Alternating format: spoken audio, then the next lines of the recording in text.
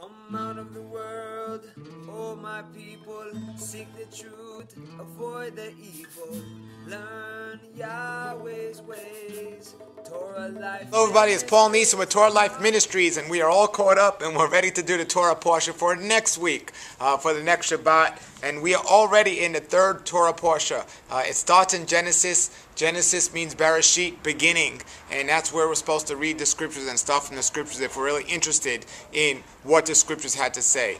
If you call yourself a Christian out there and you're interested in what Messiah, Yeshua, some of you might know him as Jesus, has to say, well, he taught from the Torah. He taught from the Torah Parashas, and that's what we're going to be doing right now. This week's Torah Parashah is Genesis 12:1 to 17:27. And it's all about Abraham and Sarah and kind of their history of exactly their relationship with our Creator Yahweh and how they were blessed and made this covenant. But I just want to walk through some of these scriptures here because we're told in the beginning in Genesis 12, in Genesis 12:1, Yahweh told Moses, because in Genesis 12:1, Yahweh told Abraham, whose name was actually Abram, and then later it was changed to Abraham. We'll talk later possibly about the names and the significance of names in Scripture. There's a reason why he changes the names or gives them names that go along with their actual, what they're supposed to accomplish or something to do with their personality. But in Genesis 12:1, Yahweh tells Abraham to go away from his kinsmen and get away from his family, to be away from them, to separate himself from them. And this is so significant because I meet so many people out there who kind of learn about the scriptures, they change their life, they get saved, but their friends and their family often hold them back. You know, and I am not suggesting people need to leave their friends and families behind, but what I am suggesting, we must understand that we must separate from them in certain areas or on certain topics. And here it sets a great example where Yahweh was setting Abraham up for something spectacular. And the first thing he said to set the scene up was, you must separate yourself from those people that do not know me, because you are going to be given some things that you're going to be a trailblazer, and there's going to be some things you're going to have to go on faith. But if you're surrounded by doubters and non-believers, well, guess what's going to come into your mind? So separate yourself from those people. And Abraham almost listened. He separated himself from most of them, but he did not separate himself from all his kinsmen in his father's house, his uncles, his brother's son, who was his nephew, Lot, came with Abraham. So Abraham didn't separate himself from Lot. And we see later that some of the hassles this created for Abraham, because later in the story we see where Abraham and Lot had to separate in terms of they were just getting too big and it was becoming too much, so they went their separate directions. And Lot actually, there was a big war between the kings and Lot got taken captivity, so Abraham had to slow down on Yahweh's plan and go and rescue Lot and postpone things. And you know, Yahweh always had his covering on Abraham, so Abraham was going to be fine, but it just added something that, you know, Yahweh didn't want and didn't instruct Abraham to separate himself, and he didn't. So that's one of the interesting things we see here. But what's very interesting this week, it's all about Yahweh promised Abraham the land of Canaan where Abraham was. He said, this will be your land. This is the promised land. 440 years before the Israelites came out of Egypt and crossed the Jordan, Yahweh told Abraham that your descendants will be many and they will take this land and this will be their land.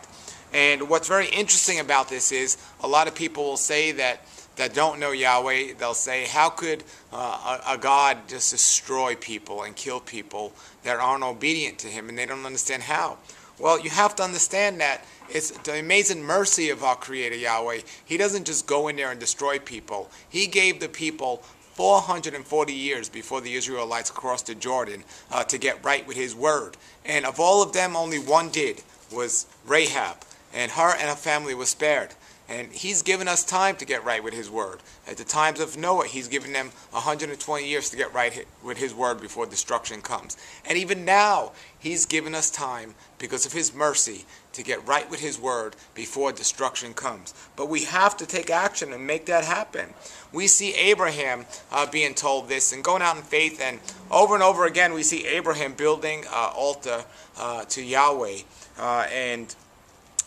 It's just amazing how faithful Abraham was, because there was no one before him as recorded, maybe Adam and Eve, but there was no one recorded of speaking or hearing from Yahweh the way Abraham heard from him and the things that Yahweh was telling Abraham. So he was a true trailblazer, and he had to go on faith, which he did, and he teaches us a great thing about faith over and over again, and how he was blessed. So much so, he even, we'll see in a future Torah reading, took his own living son and was willing to sacrifice him because he was faithful, that Yahweh's instructions were true. So we look at all of these different things this week. It's so important to understand what the scriptures have to say about the characters and where they've come from. There's such a significance from it, because if you don't, you'll be misled like most of the world today. We take, for example, there's a conflict today with the Palestinians claiming that the land in Jerusalem is theirs. Well, there was never a land called the Palestine. Or in these lands. It was Canaan, which was a promised land, and you have all these people that lived there. And when it became an official country of Israel, what happened was the Israelites told all the Arabs that were living there, you can gladly become citizens of Israel if you want to keep our guidelines and our rules and our laws. And you know what? Many of them did, and there's so many Arabs there today, but many of them left. They said, we don't want to do that, and many of them left, and they started wandering in the desert. And those are the people today that call themselves the Palestinians, and they want to come back today, and they want to create a land that was never theirs. They want to create a country that was never there, and it was the land of Canaan, which was from the descendants of Ham, which was we saw last week in the story of Lot. But we see that Yahweh promised it to Abraham and his descendants. So the land was given, to the descendants of Abraham. And some people might say, but it was taken away from the people that were there. No, it wasn't, because no land, wherever we are, is ours to begin with. Even if we think we own a house, that's not our land. It all belongs to Yahweh. And he has every right to decide who he wants to give it to and for how long and so on. And that's what we have to understand. But we go further into the issue today with this conflict. You have every Arab nation out there, from Jordan, Saudi Arabia, and Lebanon, and all these places. Why don't they open up their land which is a lot bigger, by the way, to the refugees, instead of this conflict in Israel? Well, it goes more onto the problem here, and we see where the problem arises. The problem arises right here in this week's reading, because when Abraham went into Egypt to escape the famine of the land, they took his wife Sarah, which is very interesting, because he said, my wife is beautiful. So he told Sarah to say to the Egyptians, tell them you're my sister and not my wife, so they don't kill me and they bless me. And some people say, well, was he asking her to lie? Well, technically and technically not, because they were half sister and half brother.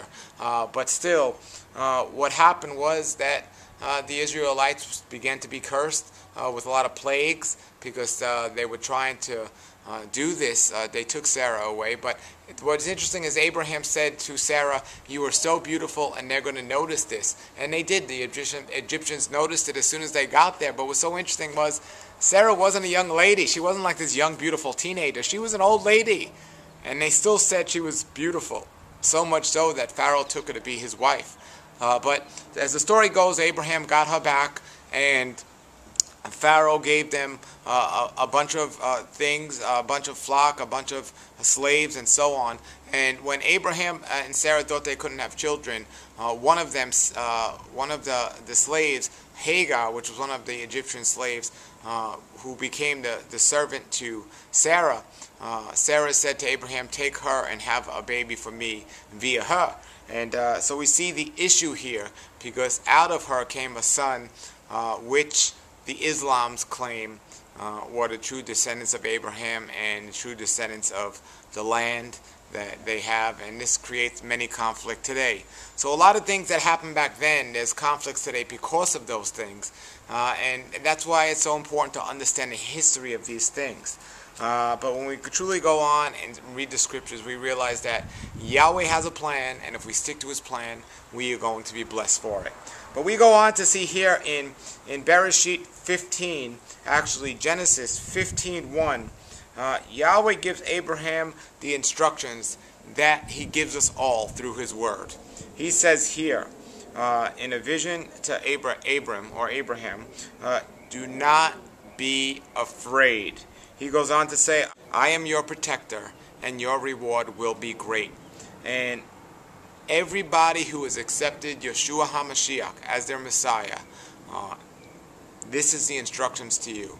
Do not be afraid, because Yahweh is your protector, and your reward will be great. Your reward for what? For staying faithful in a world of unfaithful people.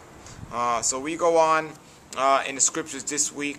In Genesis 17:1, he gives more instructions to Abraham, which he gives to all believers. It says, walk in my presence and be pure-hearted. Walk in my presence and be pure-hearted. So let's just look at that, because the beginning is so significant. And you could just sum it up right here. Every person out there that accepts Yeshua as the Messiah, here is what it says in the instructions that Yahweh ultimately gives us through many of his scriptures. It's don't be afraid. He is our protector, and our reward will be great. Walk in his presence and be pure-hearted. And when we look at this, walk in your presence and be pure-hearted, guess what? That was the message that the living Torah, Yeshua himself, gave the people. Walk in his presence and be pure-hearted. And he gave that, and he set that as a living example. So we see all these things, everybody. This is the third Torah. Next week we'll be doing the fourth Torah portion. And just start reading. It's not too late to catch up from the beginning. A lot of people talk about reading the scriptures all the way through. Well, we have to start cover to cover, and we need to rip out a page in our scriptures that separates the old covenant from the new covenant, or shall I say the original covenant from the renewed covenant. There's no new and old testament. It's all the same information. So rip out that page, start at the beginning, whether you're a Christian, whether you've never read the scriptures, or whether you're a student of Torah. Let's start and do this together. We're going to be doing this every week. So start reading Genesis 1:1, go all the way through, catch up to us where we are, study it each week, and we'll discuss it. And if you put your comments and questions below the video, I will answer them later this week. So everybody, that's Paul Neeson with Torah Life Ministries in this week's Torah Parashah. We'll see you again soon. Until then, have a great day. Come out of the world, oh my people, seek the truth, avoid the evil, learn Yahweh.